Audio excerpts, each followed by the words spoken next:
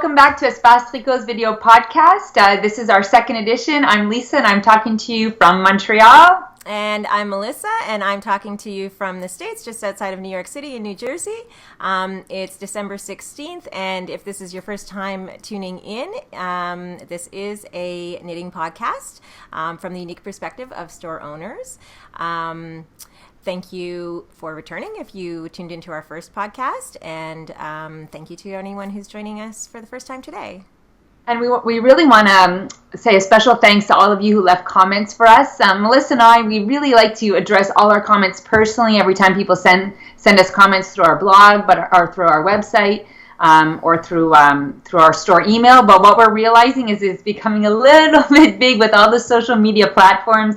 Instagram, Facebook, Ravelry, now with our podcast on YouTube, our store email. So it's getting a little bit crazy, and it's just Melissa and I who manage all of that. So we just want to say a big thank you to all of you who took the time to send us your comments. It was really touched us a lot to see how many of you tuned in and how many of you enjoyed our podcast. And subscribed and gave us a little thumbs up. Yeah, that's great. And even if we don't respond personally, we want you to know that we read them all, and we really, really take your comments to heart. So we thank you so much. And also, if some of you found it a little bit too long, which we can understand, Melissa and I actually watched it a few times. So we're like, okay, by the fourth time, we were like, yeah, we could see how it could get a little bit long sometimes. But, it's the kind of podcast that you want to be knitting. So it's like, grab your knitting, hang out. Go grab your coffee, go grab your knitting, put us on in the background, tune in to pieces that are interesting, fast forward over stuff that's not at all interesting to you. Exactly, because so many knitters, we want to do something else or have something in the background while we're knitting. So that's sort of the goal, I guess, that we had, Melissa? Yeah. Yeah, great. We will try and be efficient and not blather on too much, but they're going to be as long as they're going to be, I think. We're not good at editing ourselves. Exactly. So did you want to talk about our hat, Melissa, our hat contest? Oh, yes. Oh, my goodness. We had such an incredible response to our little giveaway with respect to the new hat pattern that Lisa's developed.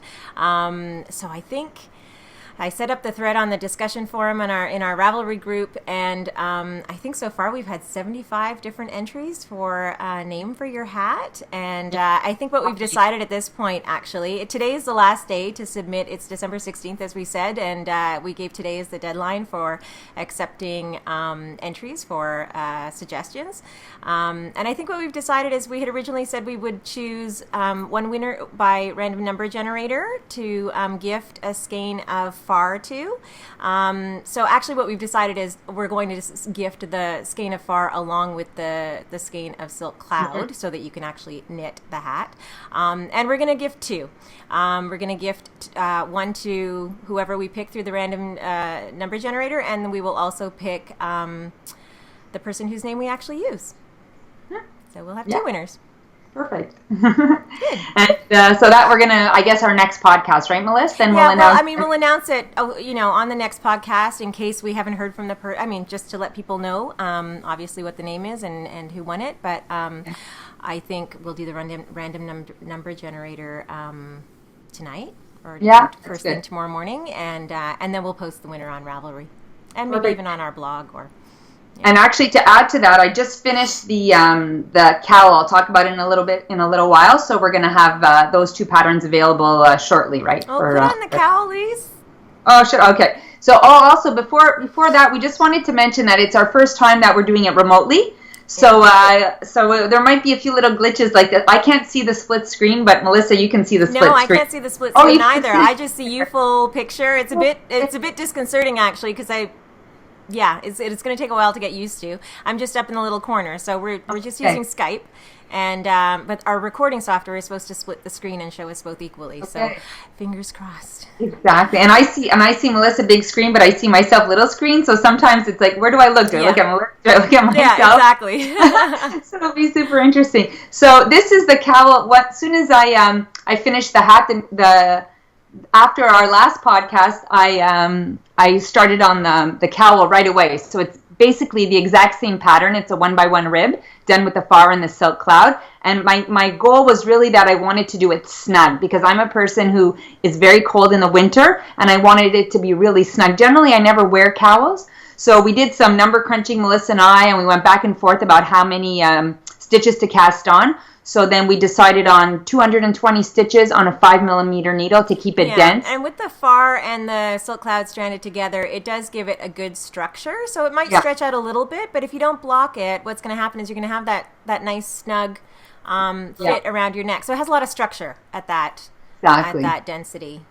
So it's really, it's great. It's going to match the hat perfectly, and it's super cozy. And if you're a person who doesn't like things tight, then you just cast on more stitches. So we're going to have are you going to have the rough notes available?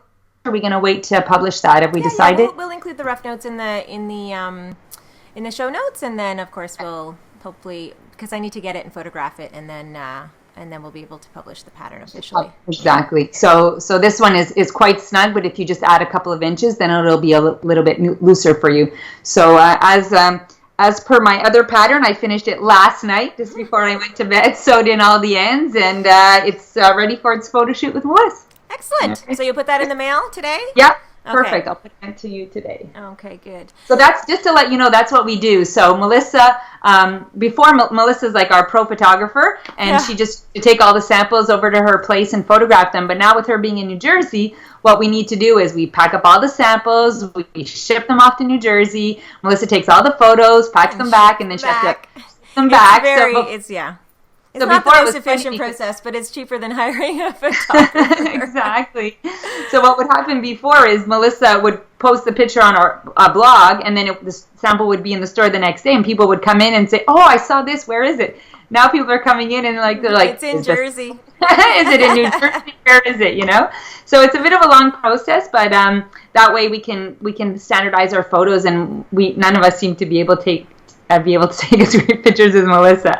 So that's where we're at with that. Just to give you it's interesting because, Melissa and I as store owners, we have, there's all these things that we have to consider that as knitters we never thought of before, I know, so, we're a jack of all trades now, right?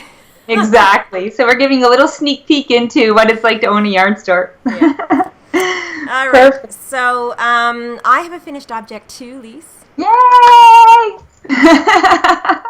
I think that was Antonia Shanklin, Melissa, who really got you to finish that one. I know. I was so embarrassed. After our last podcast, she actually wrote and she said, "I know you can do it. I know you can do it. Finish it. Finish it." So I just didn't have it in me to show up with a work in progress on this today. Anyway, it's spectacular. It's so beautiful. I've worn it a couple of times already this week.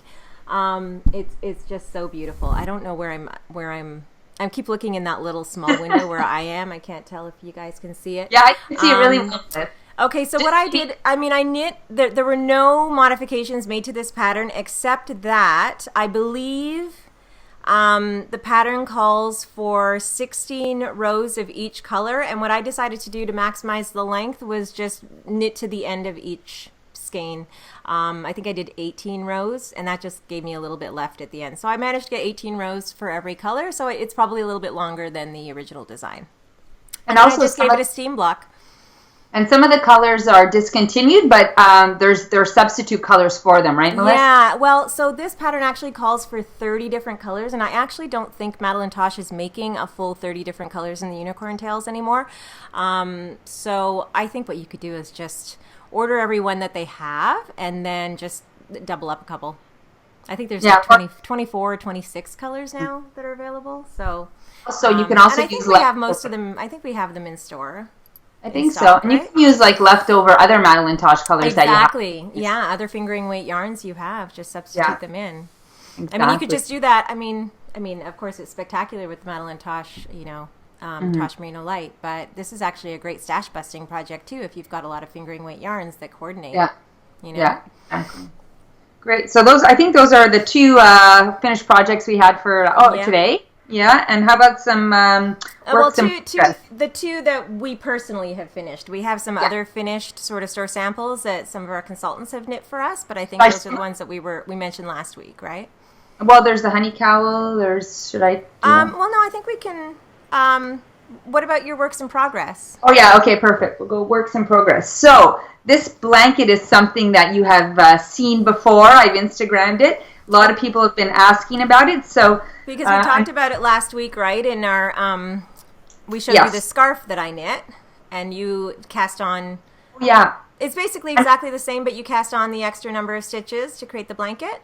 Exactly. I cast on 111 stitches, and I'm doing it on a 9mm needle. Okay. So it's really, I don't know if I can get a good shot here of the texture. It's so beautiful. Now, Elise, you want to tell people what this is knit with? So this is knit with, I have a barcode. It's knit with Drops Cloud. Which is, so the it's Drops, one of those, I forget the word for that kind of.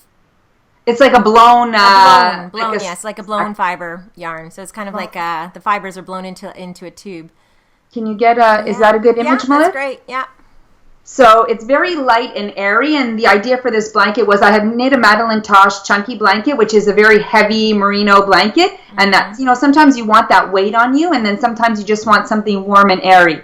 So the idea for this blanket is that for it to be warm and airy, and this is, the content is 72% alpaca, 21% polyamide, and 7% wool. So it has a really nice airy texture. So and light. I think it's going to be, I'm going to use about 20 balls in the end for this. And unblocked, it's 55 inches wide, and I'm at 33 inches already at 10.5 balls. Okay, so it'll be like close to... I say 51 by 60 about. Okay. I think the dimensions of that. What are you at, 10 balls and how many, 33 inches? Yeah, but I'm at 10.5, almost 11 balls. Okay, so 60, 62, hopefully. Yeah, and then when it's been used or blocked a little bit, it's going to be even bigger than that, right? Exactly. It's going to stretch out. So it's a great blanket for your sofa. Exactly. It goes perfectly with all the cream. There you go. So perfect. How about you, Melissa? If I had it in me, I would cast that on. I have to say, it's really fast. Like, if you're just watching a podcast or watching a TV show, you can motor through a ball really quickly. Yeah. But the problem is it's not portable. Yeah. So I can't do it anywhere else except in my living room. Yeah. So, well, you got to have projects like that. Exactly. So how about you? What are you working on? Well, I'm still working on the socks that I talked about last week, the Scrumptious Pearl. Yeah. So there's I can't remember if I was finished that one last week. I think you finished finished one, right? Yeah, and I cast on the second. Yeah, exactly. You cast on the second. So I cast on the second, and I just finished turning the heel, and so I'm just ready to go straight down my foot and my toe. So I mean, another day or two, and this one will be finished. But I also wanted to mention these great sock blockers. Yeah, from Bryson. So we have those in store in small, medium, and large. And what's so great about them is because they're, I want to say hollow, but that doesn't seem right. But because there's nothing on the inside, of course, it makes, you put your damp sock on there to block, and it dries really quickly. So I like that because some of them are wood, or some of them are sort of like wood with just a couple of holes, and so I feel like that those won't air dry as quickly, and so we love these, and they're light, Yeah, and they're really cute if you want to photograph your socks for your Ravelry page. Yeah. You can hang them up and photograph them, or put them on the floor, and it looks great. Yeah. So those. You also have another one, Melissa, the chamomile. Oh yeah, so I actually cast that on quite a while ago, and then it started hibernating, but I'm really itching to get back to it. So this is, I'll show the pattern.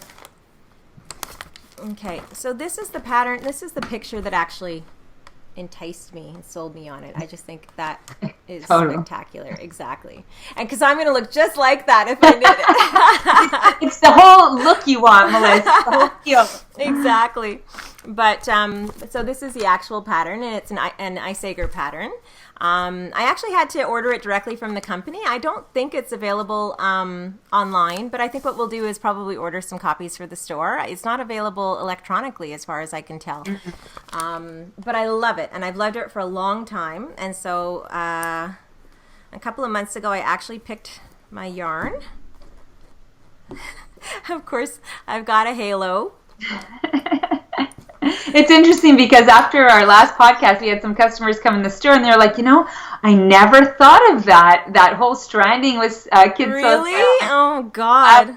And they were like, the halo, that's really cool. I think I'm going to try it. So I think people you've are just opened going to be people so up. tired of me talking about the halo. Or like, do you knit anything without a halo? Okay, so what I decided to knit with was, so it's striped. Can you see the stripes? Is it picking up? Yeah, if you just hold it still for a sec, that'd be great. Yeah, we can see it. Okay. Subtle stripes. Yeah, they're very subtle stripes because what I did was I chose, I believe this is Madelinetosh Light in turn. And this is Madelinetosh Prairie also in turn. And then what I'm doing is I'm stranding the striping the Madelinetosh Light, and then the Prairie stranded with the Shibui Silk Cloud in Ash. So that's what's happening there. So it's on the stripes, the Prairie stripes with the Silk Cloud, that I'm getting the halo, and then the Tosh is just by itself. And I mean, it's an interesting thing you're doing, Melissa, because basically the project doesn't call for that, but what you've decided to do was to change it up and do it according to what you were looking for. So yeah, it's I really wanted something soft and fluffy and warm. I think what they called for is the Isager Tvinny and the Isager Alpaca 1, which are, they're fine yarns, and it's alpaca. One of them is alpaca, but the other one is a straight up wool. So I imagine it has great structure, but it's a little bit scratchier than I wanted to work with. Yeah, so I mean, it's just a good example of how you can see what the pattern calls for, and then you can see what you're desiring, and then mix it up and then change it. And the great thing about doing shawls is you generally, especially if you're doing the triangle or semicircular shape, you're casting on just a few stitches. Right. So you can try it. You can get a sense of how you're going to like the fabric before you. So, I know. So I always think of that with shawls as that first section just being your swatch. Yes, exactly. So I don't do a separate swatch. I just, knit a couple of inches of the shawl. Yeah, it's perfect. And then decide, because you can always pull out and start over. Exactly. So that's the one that I think I'm going to get back to, and I'll probably knit over Christmas. Although, I've fallen down the rabbit hole of the fade, the Andrea Mowry's new pattern, Find Your Fade. So I've been playing with different color combinations all week, and I think I've picked my final colors, and I may have to cast that one on as well. So they'll be duking it out. Everybody at the store was like, "Oh my God, what are your colors?" I'm like, "I can't go there. I've got too many things under my brain." I know, and I'm how many days are we till Christmas? And I actually have 9 days. 9 days. 3 pairs of mittens, a pair of slippers, and a cowl to knit for my son. The cowl and the slippers are for my son, and a pair of mitts for him as well. So yeah, there won't be any casting on of anything personal for a few weeks. You do the old trick of wrapping it up while it's on the needles, and then giving it that's probably and taking what'll it back happen. after. But I'll show you my fade colors. Did I show you these? No. Oh, some pink in there, Melissa. Pink. I know. So I've got, of course, it's Madelinetosh, and then I also have a hedgehog. Okay. I know. It's earth tones. I'm feeling, but I'm kind of liking that pink, Yeah, with the brown and. Okay, so let me just hold those up a little closer. Can you see? So I've got onyx, antique lace, and pop rocks. Yeah. Followed by Molly Ringwald, paper, and antler. Yeah, this Molly Ringwald, is it like a new pink for you? Because normally you haven't knit with that before. I know. I don't know. Unfortunately, I think Molly Ringwald is discontinued. Is that true? So I think it is. Yeah, I know we still have some in stock, but there are some other light pinks that we've brought in to replace. Yes, I think within the Madelinetosh range we can find something reasonably. Anyway, so that, and then if it's kind of calls for it, I will incorporate this leftover. This is Hedgehog Fibers Skinny Singles in Genie that was left over from another project. Yeah. So I will incorporate that as well. Yeah, and that's important. Like, you do that a lot too, like with your match and move. Say if the pattern calls for 4 colors, then you just throw in a little something. Exactly, and use up your stash.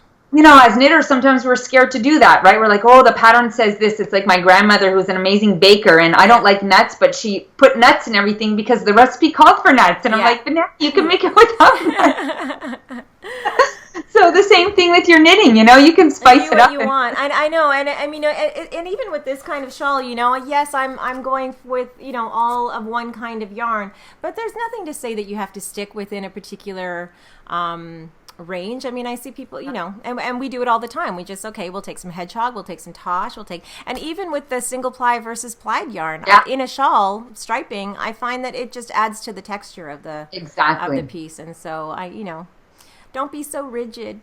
You know, Stephen West came to our store, I guess, was it last year or the year before now? 2 years, I think. 2 years ago. And I mean, really, I mean, we all know Stephen West, and it was really like he really helped us to get over our fear of combining single plied and plied in different colors, you know, because like, do it, have fun. And I'll never forget what Stephen B said to me one time too, because he asked me what I was working on. I said, oh, it's just I don't even know what it was. It's just and he goes, it's never just He said, if you're working on it, it's something important. It's never just take that out of your I love it. I love it. It's never just Yesterday, I went to this store to buy some coffee accessories, and I got to talking to the woman who was serving me, and I don't know, we started talking about knitting, and she's like, oh, I just took out my knitting. I'm like, oh, you're a knitter. She's like, no, I'm not a knitter. I'm like, but are you knitting? She goes, well, yeah, I'm knitting a cowl. I'm like, well, then you're a knitter, you know? Exactly. Oh, how funny. She would. It's like people who are, you know, create all kinds of beautiful art but won't call themselves self-artists. It just means my mother is guilty of that. She creates the most incredibly spectacular art quilts. Well, yeah. And really had trouble referring to herself as an artist, but she's totally an artist. Exactly. So anybody who knits is a knitter. Doesn't matter what you're knitting, you're a knitter. Exactly. So I wanted. Oh, I was supposed to be wearing this today. I wanted to talk today about this pattern. I'll show you up here. It's so funny when you're talking, Lisa. I actually feel like I'm not on camera. So that I can sort of... Yeah. Oh, yeah, it's true. Me too. I was like doing this and fixing my hair. You forget. It's very weird because usually when Melissa and we do our conference calls, we're on telephone. Yeah. So it's kind of a new thing for us to do this video. So today's going to be a little bit weird, eh, Melissa? Yeah, it is very strange. We'll figure it out. Yeah. So I wanted to talk about this pattern called the Simple Luxury Shawl by Pickles. So there's two versions. There's the Simple Luxury and there's the Giant Luxury. So we discovered these patterns a couple of years ago, and I can't tell you how many Melissa and I have knit for ourselves, for the store, for our friends. So I don't know if Melissa, you can tell me if this is like you get an idea. Yeah. Not. Okay, you're gonna have to hold it really still. Okay, so let me put. You don't have a light colored one, Elise? Yes, I do. Okay. Here we go. Yeah, I think that might give a better sense. And then hold it up and then hold it very still. Okay, so like this? Yeah, or no, just sort of like collapse it in your hand a little bit so you can see. Okay. Sorry, we'll get the hang of it, you guys. Yes, exactly. That's great. And a little bit closer, you can point out the two strands. Yeah, oh my goodness. Yeah, that's good. That's good. So this is a pattern that we discovered, and it's very basic. It's called the Simple Luxury because you're using luxurious yarns. I think, did we discover the Giant Luxury first and then the Simple Luxury? Or? Well, I think we did the Simple one first and then the Giant one after. Okay. So again, it's by Pickles, and what we love about it is that it's two-stranded. So this one that we've done it in Tanis Fiber Arts Red Label, which is a blend of merino silk cashmere, and we've stranded it with a superior filatura di crosta. So instead of giving it the mohair cut, exactly, it's cashmere with a little bit of merino. So this is the superior. It has. Pardon? Is it merino and cashmere? I thought it was silk and cashmere. Well, you know what? It's funny because this one is cashmere, silk, and merino. Oh, it is. Okay. But we had some before that was like just it was cashmere silk. Yeah. So I think you might have changed the composition over time. But it doesn't really feel any different because it was only a very small percentage of silk. Okay. So what I like about what we did was we chose the Tanis Fiber Arts Red Label. which is a single ply. And instead of giving it the mohair halo, we gave it the cashmere halo. Yeah. But we've also done some with the Kid Silk Haze or Silk Cloud stranded, right? Exactly. So what's great about this scarf is that it's the same row that you repeat all the time. I think the one I did in charcoal was one of the only store samples that's ever been stolen, right, Lisa? Yes. Actually, we've had 2 samples. Yes. 2 samples. This one in black was stolen, and we had a little cashmere 4-ply handmade in cowl that was stolen. So whoever steals our samples has good taste. Over the cashmere. Exactly. So, anyways, the reason why I wanted to profile this pattern was because Melissa and I had a discussion about, what yarns to choose for what projects. And so this is one that whenever we recommend it, we always recommend a single ply yarn. And the reason we recommend a single ply yarn is because it sort of plumps up and expands in space versus a plied yarn that can tend to be a little more tightly spun and a little more dense, I guess you would say. It's a little stringier in that particular pattern, yeah, because it's such a loose gauge. And we've had so many people knit this pattern because it's one of these like really cozy, easy to wear. They go with everything and you let the colors speak for themselves. And what's nice is that you can really not make any mistakes. So I took some examples of things to put together. So for example, this is a Madeline Tosh Light. Oh, I like that. I like that combination. And then I have the combination here with the Silk Cloud and the Camel. So you put those 2 colors together. What's that Tosh color, Lise? This is the plaid blanket. The plaid blanket. Okay. So you could do that. Or if you wanted really to go poppy, then you could do something like this. And this is a superior color, number 66 with the plaid blanket. So, and then if you wanted to bring it down a little bit, you can go with the green in the superior. So it's very interesting how you can that's what I tell people. Changing the color of what you're stranding with changes the whole look of it, really. Exactly. And the thing is, when you go with the cashmere, it makes it a little more dull versus if you go with the Silk Cloud, because of that silk, it's luster. A little bit more luster. Yeah. So, these are all things to consider. Do you want a little bit dull? Do you want luster? What colors do you want to bring out? Now, even though we've knit a million of those, the Simple Luxury, is that on an 8mm? It depends. I've knit it on an 8, and I've also knit it on a 9mm. So that's another thing that's good to bring up. So this one here, this one I knit a little bit more dense. So this is the same idea. So this is the olive colorway in Tanis Red Label that I knit together with this color of Superior. And this one I knit a little bit more densely than the one I'm wearing because this one I wanted it to be a little bit tighter. Yeah. So again, it's the idea that, you can play with your needles and play with the yarn and get the texture that you're looking for. Yeah. And then from there, we went to the Giant Luxury, and same pattern, but instead of using a fingering weight yarn with a silk or a mohair or a cashmere, we went for a worsted weight yarn. So this is the Giant Luxury. Is that a good view? Yeah, that's perfect. Okay, so there we go. And so what we did here was we stranded Maxima with Silk Cloud. Silk Cloud or Kid Silk Haze?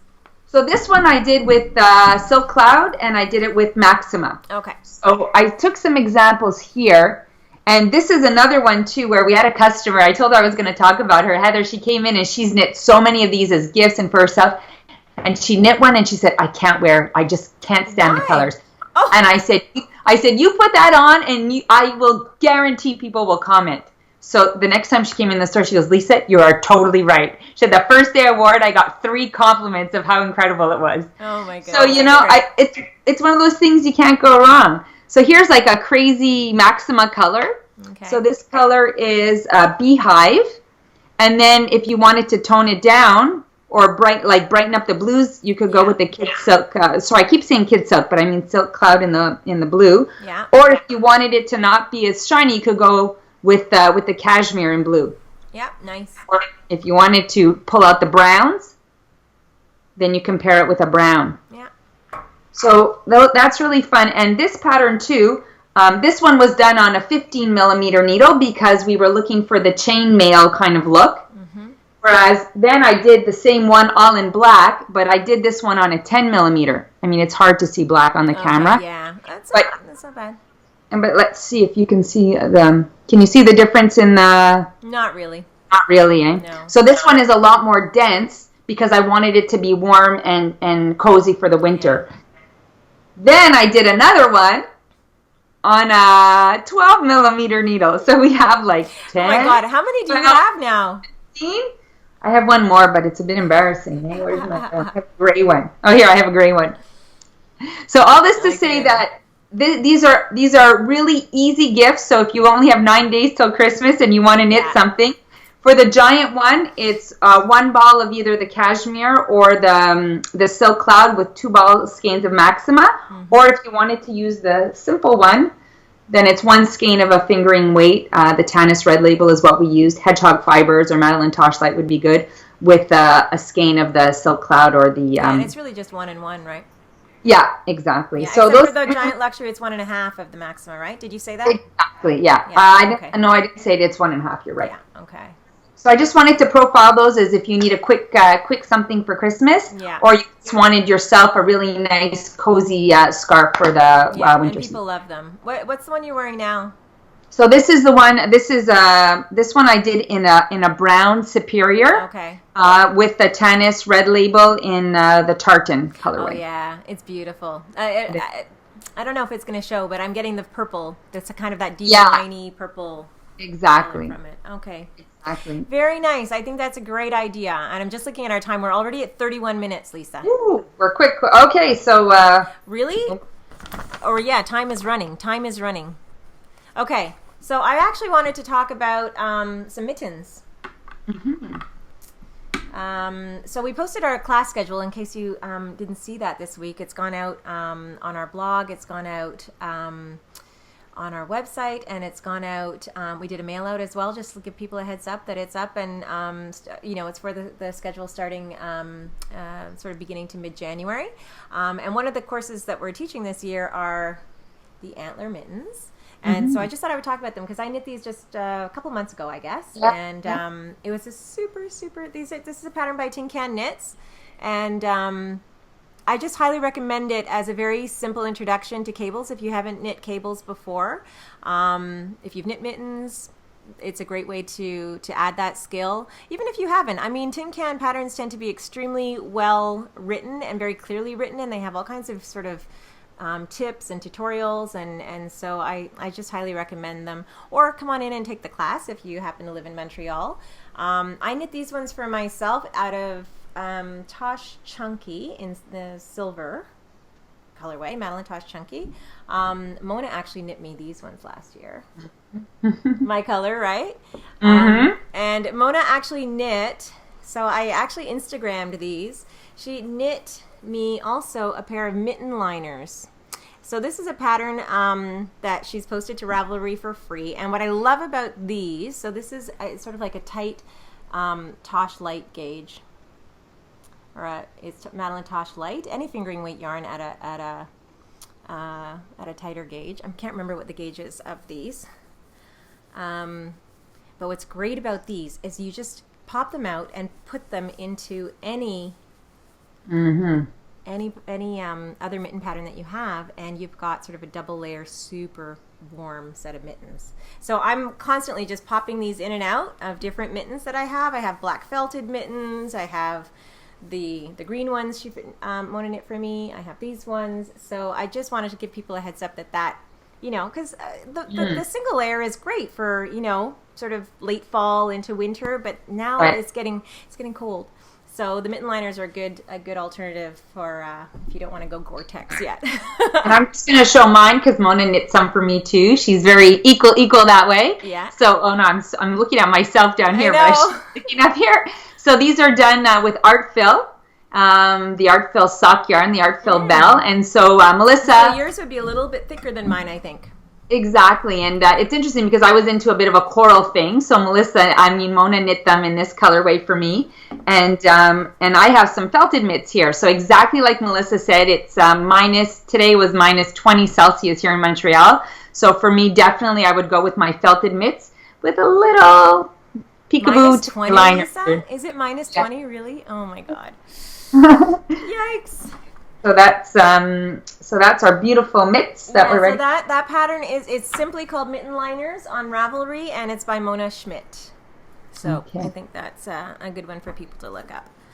Perfect. And I'm going to show a couple of little Christmas gifts that I've knit up already. Oh, good. Okay. So this is called the Honey Cowl. It's a Madeline Tosh pattern, and we did it. I did it in Madeline Tosh DK, and this is actually a cowl for a man. It's not, the pattern isn't necessarily for a man, but I've knit it up for a man. I think it's totally unisex, right? It is. It's a total unisex pattern. And last year there was a girl from Gianluca's class who came and wanted to knit it for her dad. Okay. So she chose. Do you know who designed that one, Lise? Pardon? Do you know who designed it? It's the Madeline Tosh pattern. I know, but is it Antonia or? I can't remember. We should look that up and. We'll put it on the screen. So sometimes it's hard to find like a really nice stylish cowl for a guy who's a little bit more formal. I mean, for a guy who's young and hip, they can wear any kind of cowl they want. But some guys are a little bit more structured, a little bit more conservative. So I found this was a great one. And the other little gift that I just knit up as well was the worm hat. Oh, cute! Lise, that looks great. So normally the worm hat is knit up in a DK. I actually have it for myself in a Mano Silk blend. But for this gift, I decided to go. I'm in a bit of a hot kick, I guess we can say. Can you get a good look at that, Melissa? Yeah, it looks fab. So this is done in the Shoppable gradient yarn. So what's interesting is it's a yarn that changes colors. So you have the border, folded brim, yeah, exactly, folded brim. So you have some nice color, and you have all these beautiful colors. So the person that I knit it for, I thought she likes color, but it gives a little bit of that neutral tone to it. So she can wear a black or gray scarf, and it would go really well. So is that a single ball? This is a single ball, yes, and there's still left over, exactly. Wow, I'm shocked. It looks like a lot of yarn. Well, what's interesting is that I don't know, I can't remember how much is left over, but it's 100-gram balls, so there's quite a lot of yarn there. Okay. And what's interesting is you kind of never know how the color is going to turn out. So if you really, really wanted to be specific, you could maybe wind the whole ball and like just cut and use the colors that you wanted to start with. No, I think it looks amazing. It looks really, really great. So we kind of modified it, and our mods are on Ravelry to do it for this weight of yarn if you were interested in doing that. So those are two projects, Christmas gifts that I've knit up. Okay. So speaking of totally unisex patterns, neck warmer shawl patterns, actually, I would say. This is the Romney kerchief. So I actually knit this a couple of weeks ago for myself in Quinsico Owl. It is a Brooklyn tweed pattern, Jared Flood. Obviously a super simple pattern. It's just a sort of, oh, I've got it backwards. Did you see that I had it backwards? I was just about to say that, but I'm like, it's she's just going to see it. stockinette and garter stripes. Very, very simple, but very, very easy to wear. So this one was actually mine, but then I got the box of store samples to photograph yesterday. And I saw, so this one I knit exactly as the pattern called for, and it's not a generously sized, it's more of a neckerchief, I would say, and it's quite aggressively blocked, and there are 15 repeats in the pattern. But you know, some people like that because they're wearing their wool coat. They don't want anything too thick around their neck. Yeah, so that's why neckerchief, I just find it perfectly suited for men or women. But this one came yesterday, and I love it. It's 3 balls of the Joe Sharp Silk Road Aran. That's what it's called. And it's 3 balls. I love the tweedy fleck. Can you see it? I don't want to take it off. Yeah. Yeah. This one, because we had 3 balls, I think, so this one was knit by Amalia, actually, and, Naomi. And she did not, 2 balls was not quite enough to finish the 15 repeats, so we suggested that she go into the 3rd ball, and so I think she went up to 17 repeats, and then cast off, and I think there were still 25 grams left in the ball, so you could probably even... I'm wondering if you can... I think she mentioned that the last repeats were taking 30 grams each, so she wasn't able to get like an 18th repeat. So, but 2.5 balls of Joe Sharp, I think. And I just wanted to mention, so what you're saying there is really important. I think all knitters need to have a little kitchen scale in their accessories box because we use it a lot. Even when I was knitting my the cowl, I wanted... Sorry. No worries.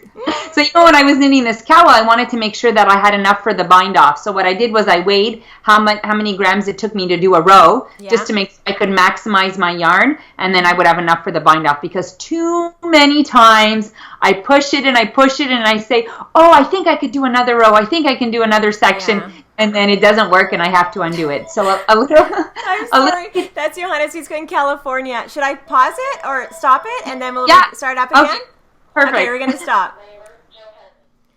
Okay, so we're back. Sorry about that. My husband's been away in California for the last week, and he's just getting on the plane to head back. So he just wanted to touch base. So barring any weather issues, he should be home tonight. Yay. So we're at 40 minutes. I think we're in good time. We'll be under an hour. I think we'll be under an hour. Anyway, I've got 2 more store samples that I have to photograph today that I just wanted to show. Hopefully these will be posted by the time this podcast goes up. So all the details will be on our Ravelry page, and we will post them to our blog as well. But this is, how sweet is this? A little boy sweater. Actually, it's not a boy sweater. It's a totally unisex sweater. Mm-hmm. Can you see at least? Yeah. We said boy because Amalia knit them for us, and she has boys. She's got boys, exactly. And we both have boys, so we just, we're always looking for patterns that are boy suitable, right? So I know, because there's so many sweet girl patterns, and we're like, but where are the cool boy patterns? So Tanis really did a great job with this. That's right. So this is a Tanis Lavallee pattern. It's Tanis of Tanis Fiber Arts. It's called the R&R hoodie. And we actually knit our store sample in the pure wool worsted. This is the 2 to 4 year old size. Am I getting a nice... Yeah, that's perfect, Melissa. Okay, so this is the 2 to 4 year old size, and it takes 3 balls of the main color and 1 ball of the contrast color. It's knit on 4.5 and 5 millimeter needles, or 4 and 4.5 millimeter needles. A very quick little knit, obviously a well-written pattern, because all of Tanis's patterns are well-written. The only thing that is kind of a new skill for most knitters is inserting that zipper. And what's great is that Tanis, I think in collaboration with her mom, or did her mom write it? I'm not actually sure, but on Tanis's blog, there's a full tutorial on how to put the zipper into this particular sweater. So this is the Oats and Grasshopper. It's 3 skeins of the Oats colorway in the pure wool. I don't know if people know that the there's a huge range of colors in the pure wool worsted from Rowan, but unfortunately many of them are being discontinued as they scale back that line. And I think ultimately there will be, 24, 25 colors? Yeah. And I think we have over 60 colors right now. So in anticipation of that, we have stocked up on a lot of pure wool worsted colors, so we have a really good inventory and a wide selection. So this is the Oats and Grasshopper colorway, and Emily actually sent the one that she knit for her son as well. I'm not actually sure what the colorways are for this one, but they would be obviously the Grasshopper as well, and then some sort of tealy blue. Super cute though, and I think they're a quick knit. Yeah, quick exactly. Knit, totally practical. This is like the sweater that you're going to throw on your kid every day. And it's a great skill builder because you're also learning how to do the pockets, and you're also learning how to do a hood. And so you're building exactly the I-cord edge. So there's a lot of skill involved, but it's in a compact size, so it's a lot more manageable. Yeah, that's a really good one. Okay, and the last store sample I wanted to talk about, we were having our little love affair. I mean, we've been having a love affair with the Wool Folk Far since we've gotten it in store. But we have a lot of samples going on in it lately. So we also fell in love with Isabel Kramer's Copenhagen Cowl that was published a few months ago on Ravelry.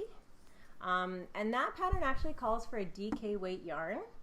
But we thought, why not do it with far? It's warm, it's cozy, it's so incredibly soft, and a great option for a cowl. So we went for a very graphic black and white version of the cowl.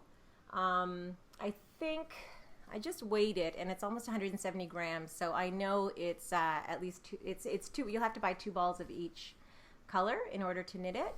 We also modified the pattern somewhat. The original pattern has a 60-inch circumference, and we felt that was just a little bit big because we like to have it sort of snug around the neck when we put it on. So I think we reduced, I can't remember by exactly how many, but I will add that to the Ravelry page. We reduced the number of stitches cast on, so this one actually has a circumference of 50 inches instead. And I like 46 to 50 inches for something that I want looped twice or looped twice, but snug up around my neck. So anyway, this will be posted to Ravelry shortly. It's stunning. We love Isabel Kramer's patterns as well. Yeah. So, and you can't go wrong with the far. So that was it. So those will be photographed and posted hopefully over the weekend, or certainly early next week. And actually what you just talked about, Melissa, really brings me to another topic that we wanted to discuss, because you'll notice that a lot of things we do, we don't necessarily follow the pattern as such. We're always doing modifications, whether it's how many stitches we cast on or the colors or the fibers. And the yarns, substituting yarns. So did you want to explain a little bit of our thought process with that, Melissa, about what we go through? Well, it's interesting. I mean, we can't carry, as much as we'd love to, we just can't carry every yarn that exists in our store. And some yarns are just hard to get. Some yarns are just sort of are sold directly from the people who create them, the hand dyers. And so a big part of what we do and that our consultants do in the store is customers will come in and they will have a pattern that they want to knit, but we don't have that yarn in store. And so it comes down to determining appropriate yarn substitutions. And then sort of looking at the pattern and looking at the yarn that's called for and deciding whether or not you want that same kind of structure, if you want it modified somewhat in terms of, okay, well, I want to knit to be a little bit drapier, a little softer, a little this, a little that. And so you sort of look at the yarns that you have that will fit in terms of gauge, in terms of fiber, and then look at what your personal desires are for a particular project as well. So yeah. And also, like, sometimes you're in different moods, Sometimes you want something that's more structured and tailored and that has a drape in a certain way, and other times you want something that's fluffier and light, and sometimes you want silkier, sometimes you want something to hug you, sometimes you want something to just kind of sit on your own. So, you can really play with all those different textures, and that's why it's so important to understand the yarns and how they knit up.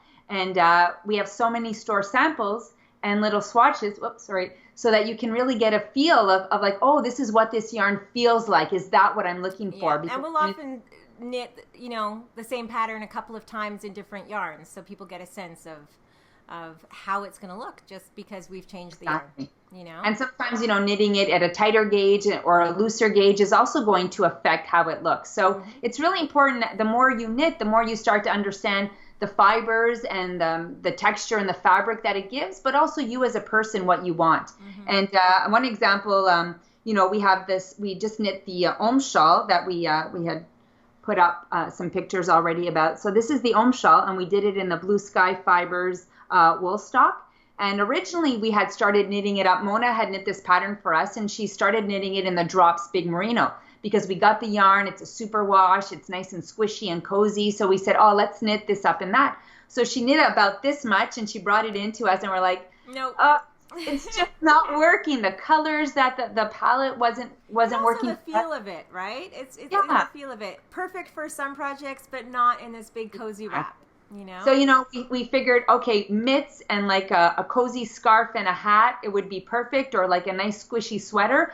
But for this one, we really, because there's so many color changes and there's some color work and there's really nice stitch definition with the wool stock. So we said, no, let's start it over. Let's try it with the wool stock. And we were like over the moon. Tried a different palette. And it just feels so, the wool stock has such a lofty spin.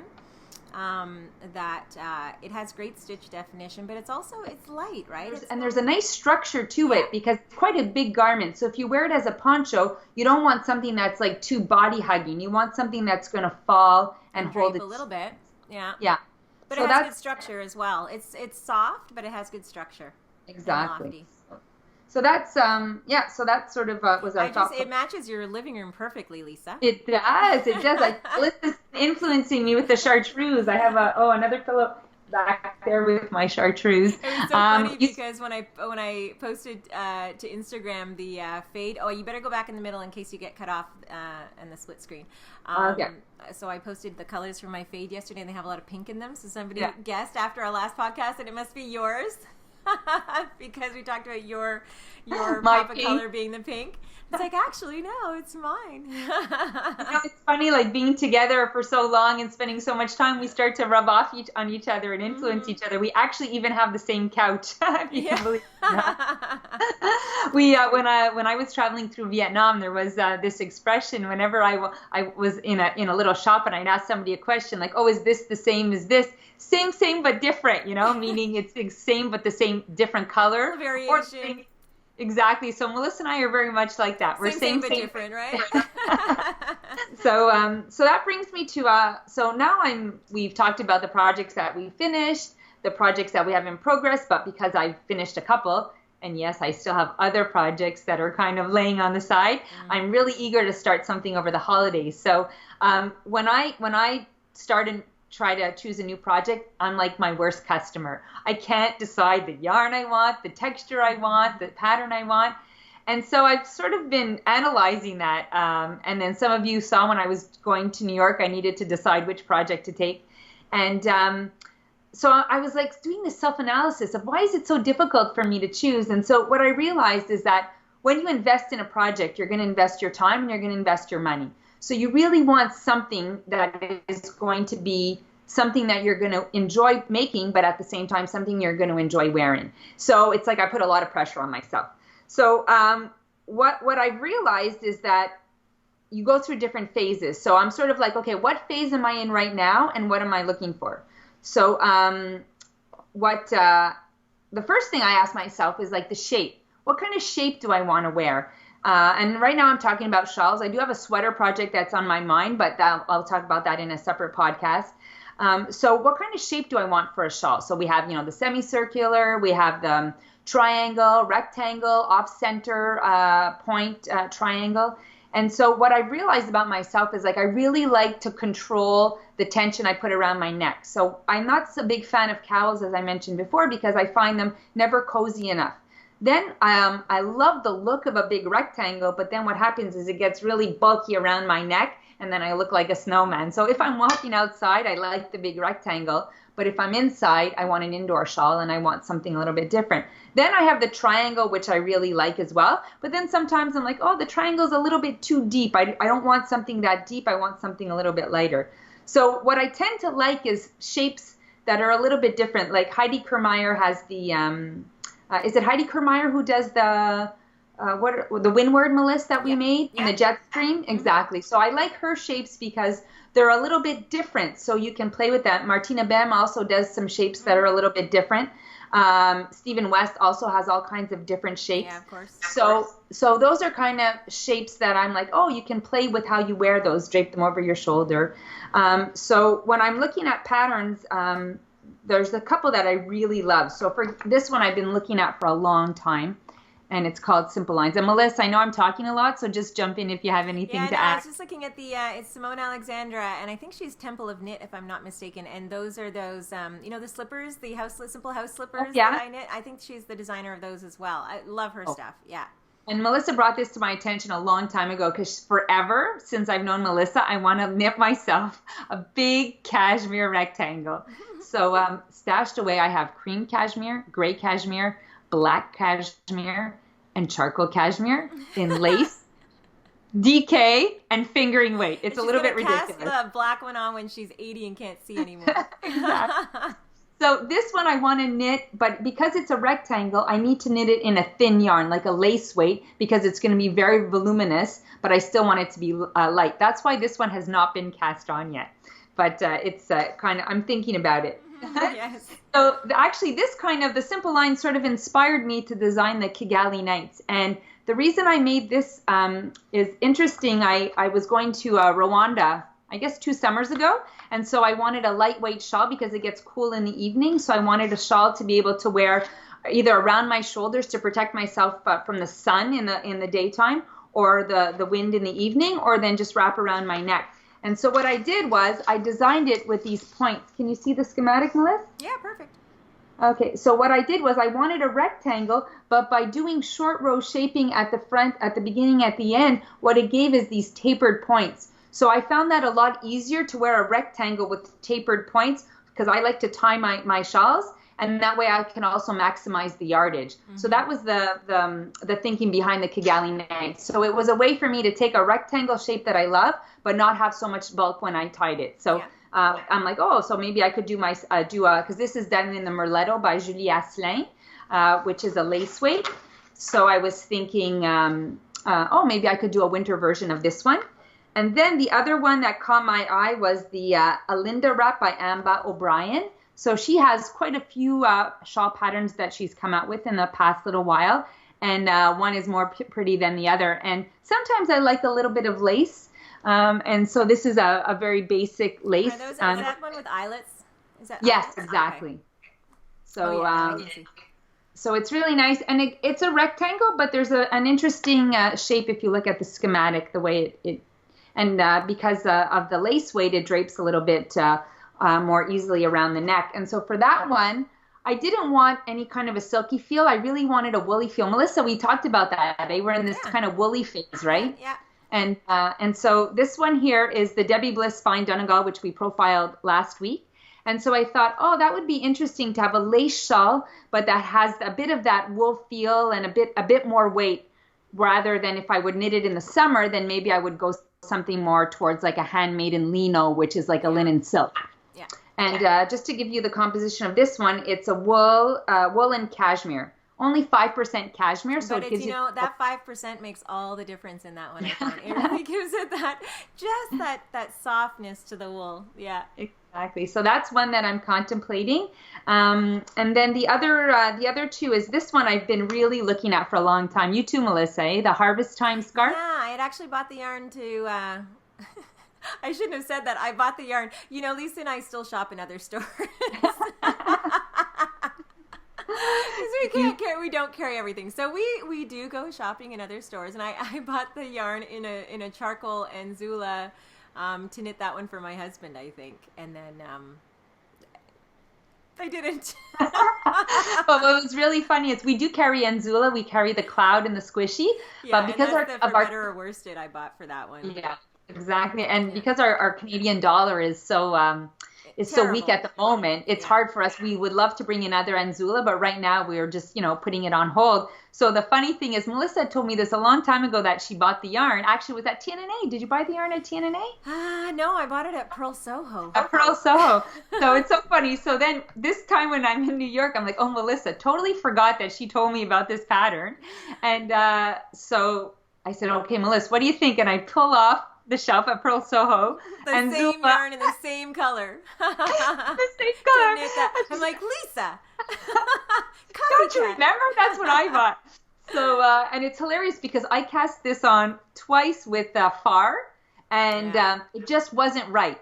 It was I was doing the pattern, but it wasn't the look I was looking for. So that's really interesting, is that sometimes you have an idea of a feeling you want, but a look you want. And so does it match together? They don't always match. Yeah, exactly. They don't always match. And then when I look at this pattern and I look at how it's knit up, I'm like, yes, the Enzula would be perfect, or Madeline Tosh Vintage, or Tanis Green Label Fiber Arts. Yeah. One of those yarns that are hand dyed that have a little bit of depth color, of color. texture. Yeah. Exactly. A little bit of a tonal, yeah. But that shows a little bit more of a sheen, to show up that honeycomb texture in the ribbing, whereas the far just comes in such incredible colorways, but the color is a bit flat, and so exactly.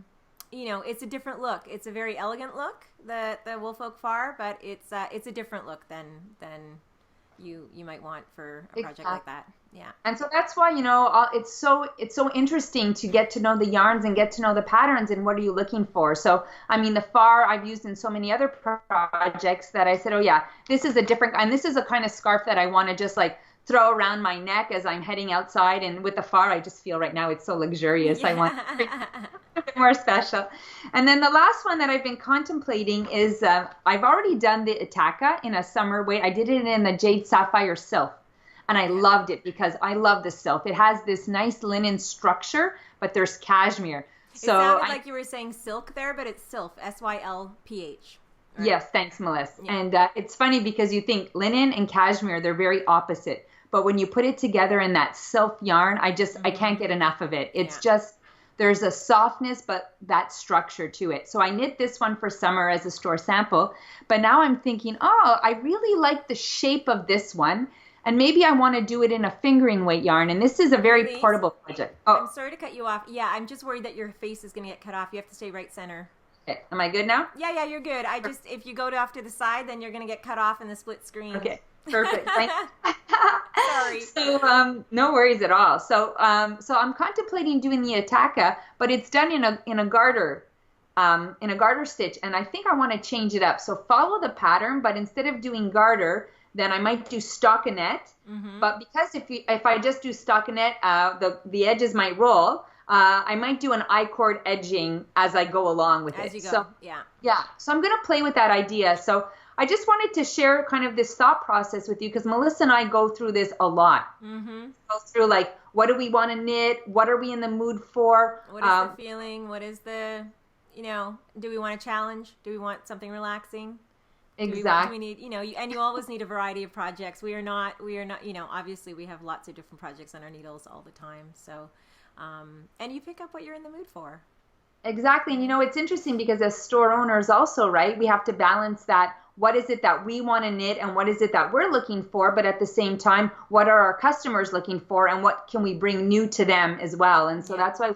And it's interesting. You would think because we have the store and we can walk in and we can just take anything we want, that it would make it easier. And it actually doesn't. It I don't know. It's actually more stressful because we're spoiled for choice. And then everything becomes, so because we can choose literally anything, it's almost too much choice.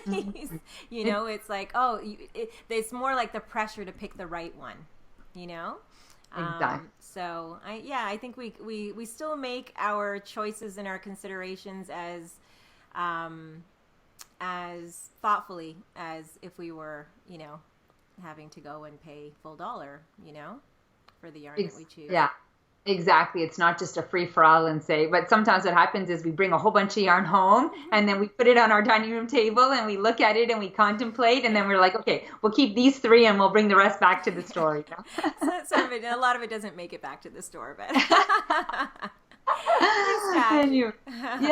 so that's we just wanted to share a little bit of our thought process about what we're going through as knitters and what we're choosing. So right now I have these ideas sort of in my mind, and then hopefully by our next podcast I will have chosen one and we'll have started it and knitting during the holidays. Yeah, actually I just wanted to follow up on this whole idea. One of the viewers of our last podcast actually suggested that we talk a little bit about how we choose the samples that we decide to knit up in the store and how we go about choosing the yarns. And I think we'll give more attention to this question on another podcast, but it is a challenge because balancing what we want to knit and what we like with what we think people want to see or to knit is always, we're walking a fine line between, we're always trying to find that sample in a particular yarn that we like, that we also think will have mass appeal.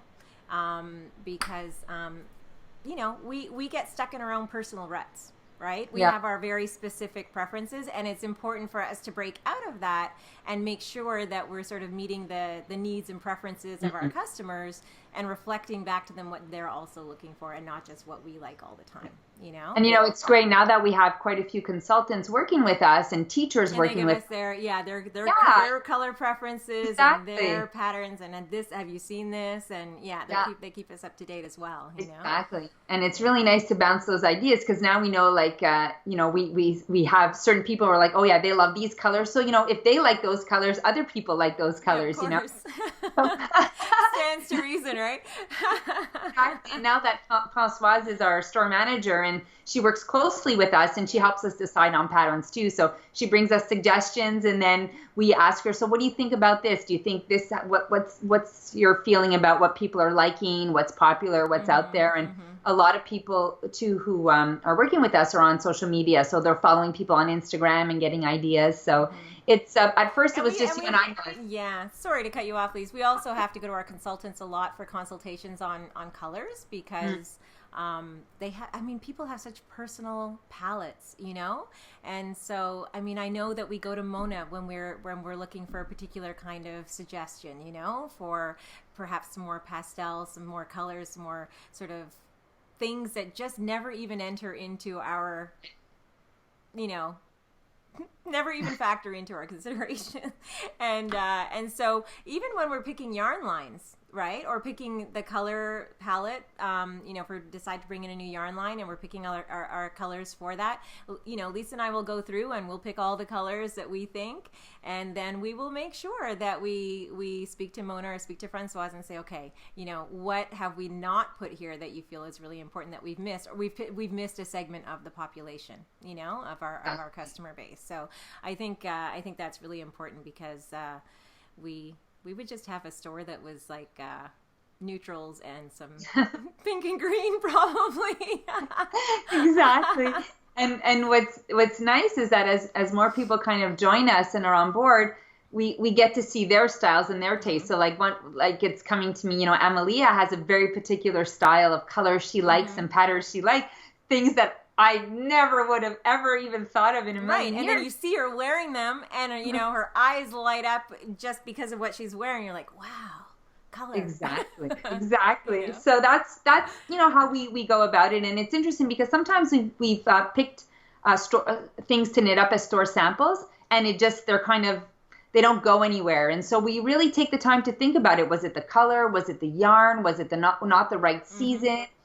Did we not display it enough? So there's a lot of factors that go into that. But what we do as soon as the new season starts, we get our spreadsheet out and we put all the yarns that we want to knit samples in. And then if samples have caught our eye through the time, we put those down and then we try to mix and match and say, okay, what do we think would look best? And sometimes we start a sample and we abort mission because it's just not working out. It's not working, yeah.